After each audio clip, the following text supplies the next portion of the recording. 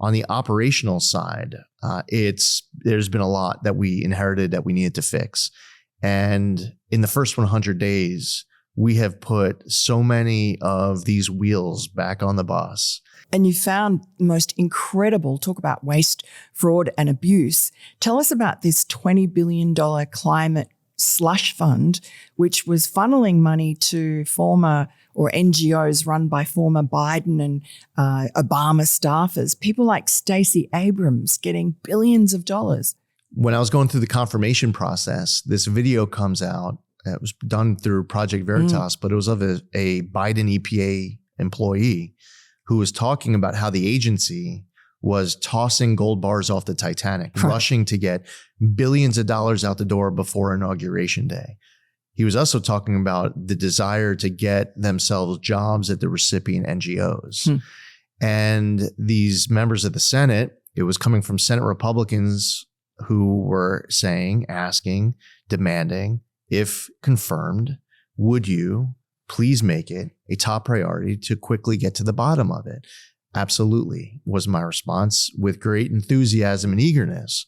And our team quickly was able to trace down so much. Basically, every time we overturned a rock, we found something under it that was either filled with self-dealing and conflicts of interest, unqualified recipients, or reduced agency oversight. And when Democrats had one party rule in Washington, D.C., they passed this bill called the Inflation Reduction Act that had tens of billions of dollars to go out through EPA. Well, EPA didn't know how to spend tens of billions of dollars. So they decided to park $20 billion at an outside bank and to have that bank send the money through 8 pass-through entities. All these NGOs, pass-through entities that were riddled with self-dealing and conflicts of interest, former Obama and Biden officials, Democratic donors, as you pointed out. And the EPA was a party to the account control agreement with those prime recipients. But here's the thing, when the money goes through the prime recipients to others, in many cases also pass-throughs, EPA no longer is a party to the account control agreement. EPA is a losing oversight by design. Intentionally, these grant agreements, these arrangements were set up to tie EPA's hands behind its back. I could sit here with you. You can ask me 10, 15, 20 of the first most important questions that come to mind as far as where the money was going after it leaves the pass-through entities. And the crazy thing is how little I would be able to answer, even today, this far after Inauguration Day. That is by design. The DOJ has been investigating. The Inspector General's office has been investigating. I terminated all of it. Is there any way of getting the money back? Absolutely. Yes. This has been going through a litigation process. It's at an appeals court right now in the federal court system. And we are basically at the end of a closeout period now, because when these grants get terminated, there's a 120-day closeout period. And this money should be recovered for the American public. And I'm proud to be able to do my part with this great team here to figure out, one, where the money went.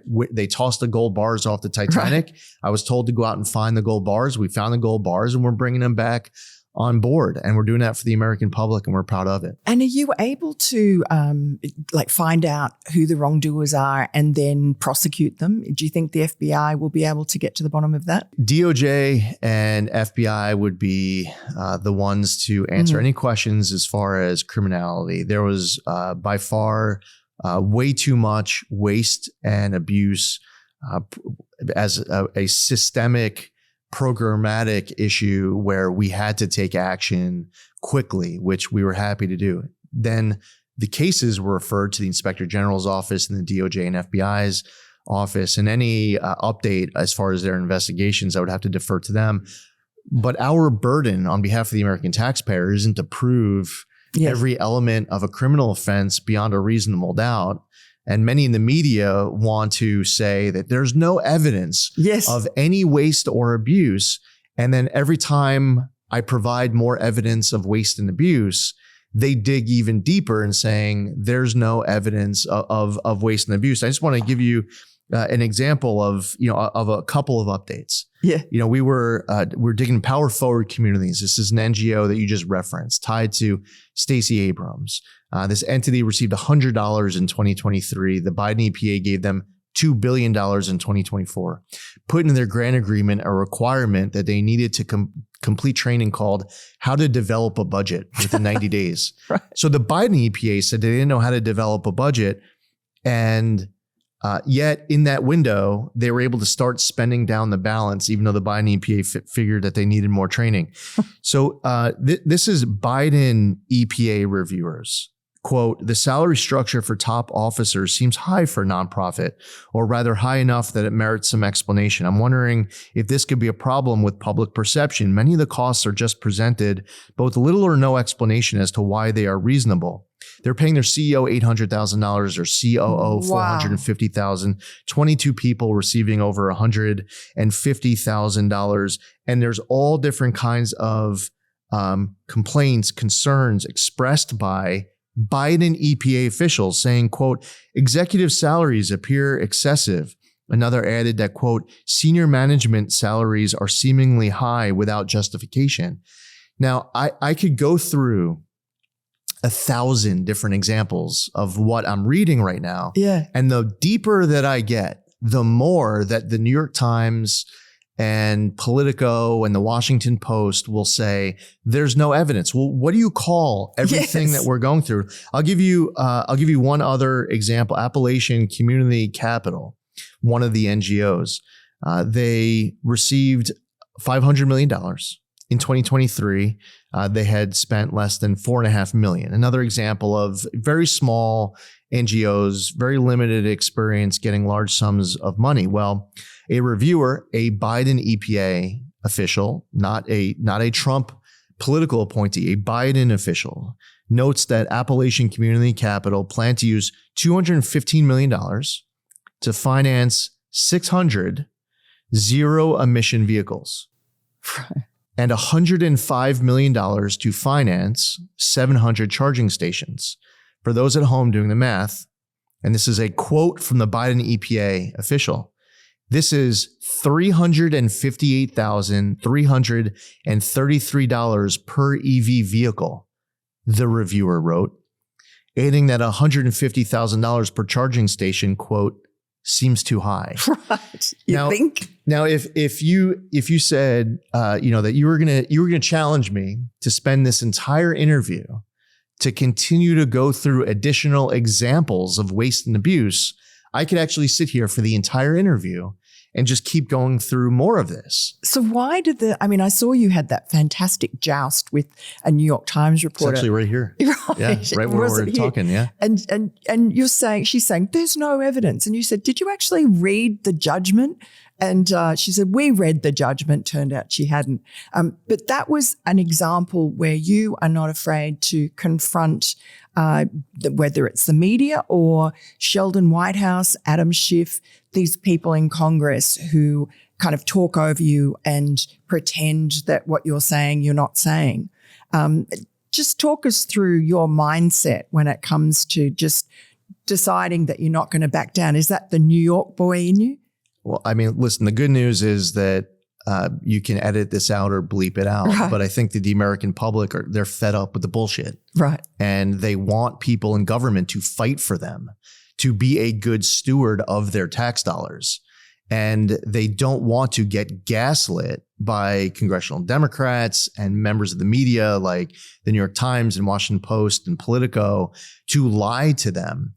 The fact that they would dig in deeper in wanting to demand that we light billions of dollars on fire pisses off the American public. And they don't want us to just sit here and play nice and tolerate it. If we have the facts on our side, why should we have any amount of apology or regret for the actions we're taking on behalf of the American taxpayer? So I'll give you one example. The left will use this term called environmental justice, which if you define it in a particular way, you could get broad support.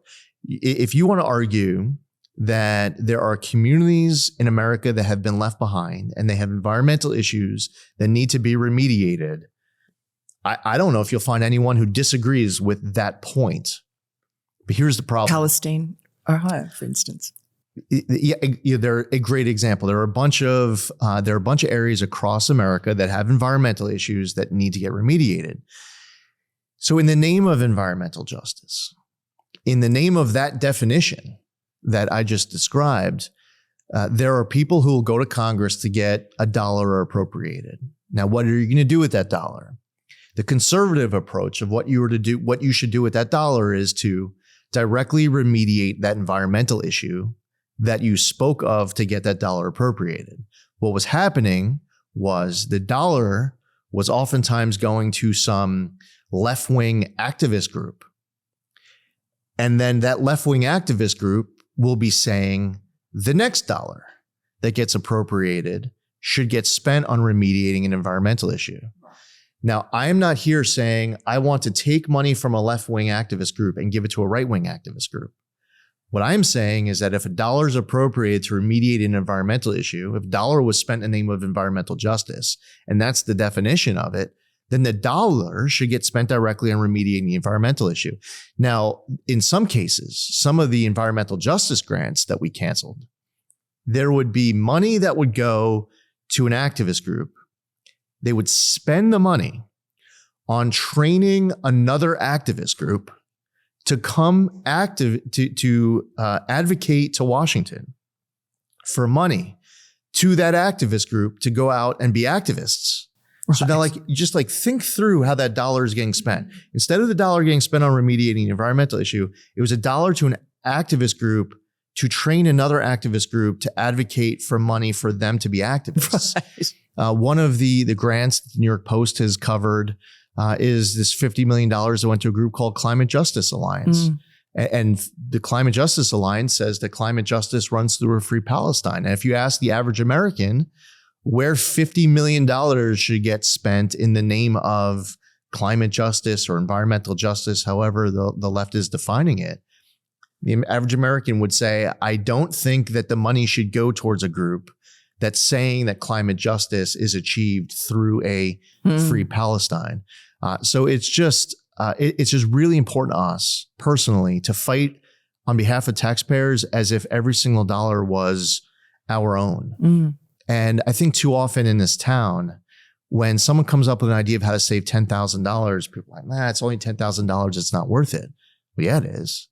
Whether it's $100,000, $1 million, $1 billion, there are people in this town who say, well, it's only $1 million. It's only $1 billion. So $1 billion is only 0.003% of, and they'll give some larger number. Well, that's $1 billion. Our annual operating budget here at EPA is about $10 billion. In my first 100 days as administrator, we canceled over $22 billion worth of grants. Wow. And we're proud of it. Yeah, good on you. And I mean, the staff of the EPA, I think something like 99% donated to Kamala Harris in the 24 presidential campaign.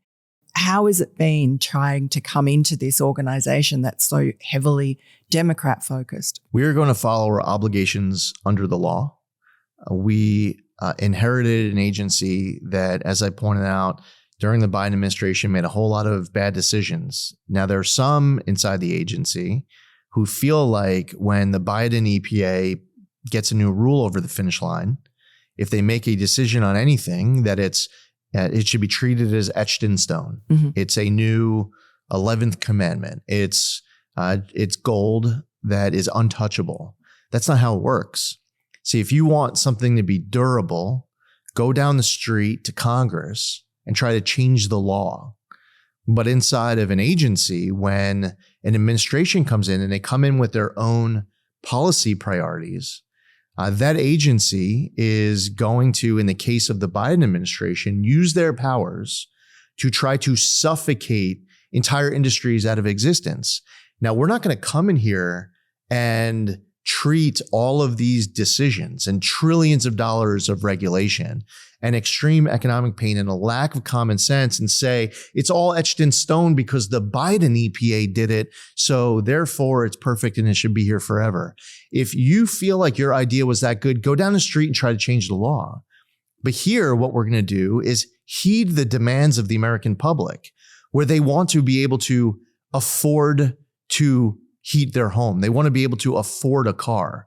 People working these jobs that the Biden EPA was working to put out of business, we're going to try to keep these companies and industries thriving. We will choose to protect the environment and grow the economy, as I pointed out earlier. Now, here's the good news.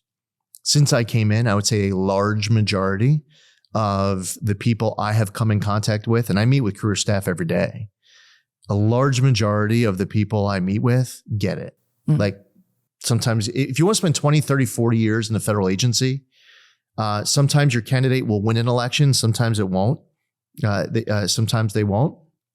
And I mean, my background is the DOD. I just retired from the military after 22 years. I signed up to ROTC when Bill Clinton was president and commander in chief. And every single time, whether it was, Clinton, Bush, Obama, Trump won, Biden, that person as a member of the military was my commander in chief. And I will follow all of their lawful orders as the person who's head of that chain of command. Well, in an agency like EPA, a lot of people get that there is this pendulum that will swing. And a lot of these regulations from Obama to Trump 1 to Biden to Trump 2, they're going to swing because of how far the left went to try to test their powers. Well, Supreme Court weighed in a decision called Loper-Bright, and they overturned what's called the Chevron doctrine. And essentially, they're telling agencies that where there is some vague language in law, an agency can't just try to write its own law, say whatever it do whatever it wishes with that vague language in law. The Supreme Court really frowns upon that.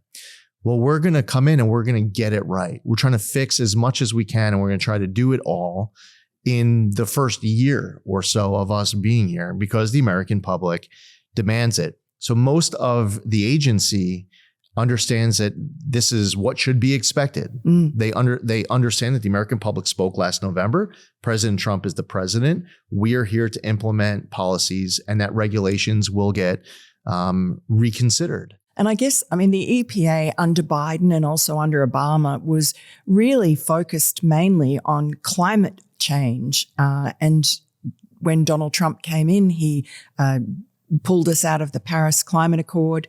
And you are now, it seems, trying to orient the agency more towards clean air, clean water, what the average American would think of as pollution, as environmental causes, rather than some airy-fairy idea of, climate. Is that a correct reading of what you're doing? The first pillar of powering the great American comeback at the Trump EPA is clean air, land, and water for all Americans. President Trump has often spoken about it as a top priority of his. So therefore, it's a top priority of ours. On the 100th day of President Trump's time in office, we put out a press release that was talking about 100 environmental actions that the Trump EPA took in the first 100 days of this Trump term in office. And we're very proud of that press release. And it was decisions that we made, everything from responding to the LA wildfires to water quality standards in Southeast Pennsylvania, and so much more, removing contaminated soil. The list goes on. We're proud of this effort, clean air, land, and water for all Americans.